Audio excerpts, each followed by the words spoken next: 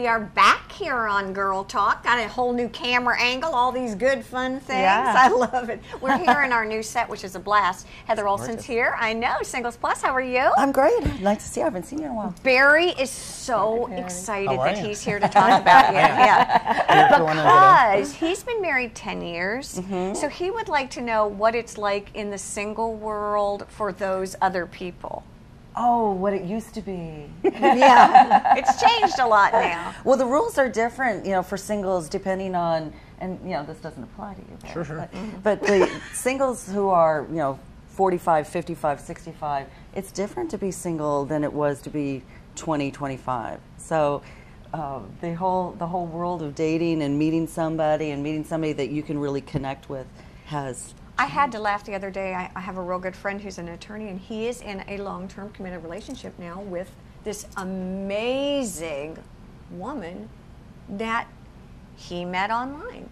And I mean, it really is, I mean, I think that what you do has tremendous impact. It really does. Yeah. You know we're not an online service, we're a private service. Right, exactly. And the realities of online, of course, there's going to be success stories. If they weren't, you know, they wouldn't be 15 years and running. And it's a numbers game. You've got 200,000 people, new people a day joining online services. And I think my point to that was more just the way things have changed. It used to be a lot of you have a friend and you know, that's how you meet someone. But now with online, with private dating services and things like that, there are just a whole new, there's new venues or new places to meet people. And that's true. We get a lot of people who've tried the online. Of course, probably 90+% of our members have tried online dating, and because it's really the bar scene without the booze. You know, and of course you could have booze. You'd be sitting there online, but at least in the bar you know they're drinking, right? Exactly. Yeah. But you know, it's a numbers game. You can be anybody online. Heck, you know, I hate to bring up James Holmes as he's all over the news and doesn't deserve to be, but the day that he went to jail, a lady received his profile on Match.com as a match for him, and that made the news. Do you know how they work? Do you know how Heather's? No, I don't. Yeah, tell her. Yeah. No, absolutely, yes. We're a private introduction service. We work with individuals, and we do a counseling session where we interview candidates for an hour and a half, 2, sometimes even longer, 3 hours, to find out what their real relationship goals are, who they are underneath the masks. And I wanted to talk to you about 7-year itch because the masks, when we talk about 7-year itch being fact or fiction, it is a fact.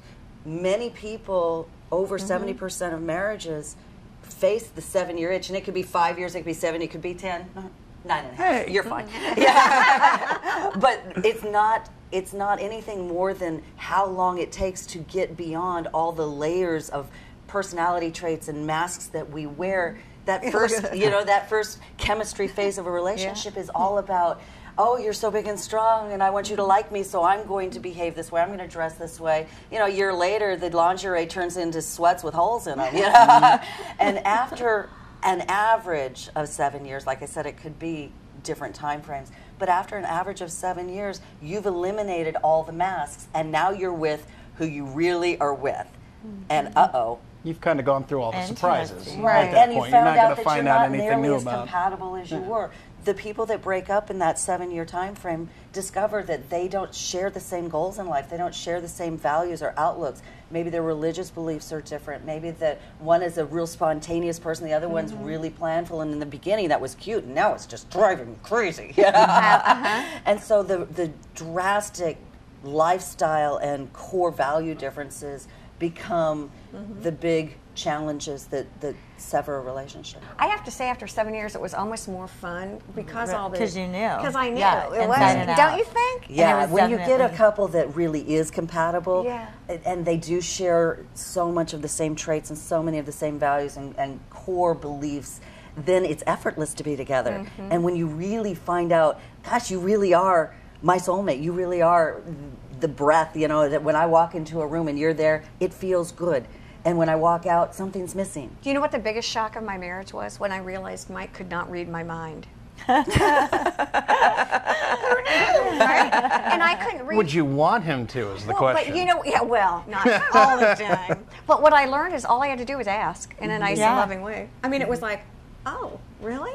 Who knew that either? I mean, you know, even oftentimes you find that they can actually share similar thoughts when they're really well matched. That they have the same thoughts, they think the same way. But men and women are already so different. Right. What do you find if you're looking at men and women? Again, is there something that most people want? I mean, do you find that everybody wants a good sense of humor? Do they want six-pack abs? What do they want from their? I love six-pack abs. I know. But it's just no. What everybody wants is somebody who gets them. Okay. Somebody who just, when we met, I felt like I knew him my whole life. He really understood me.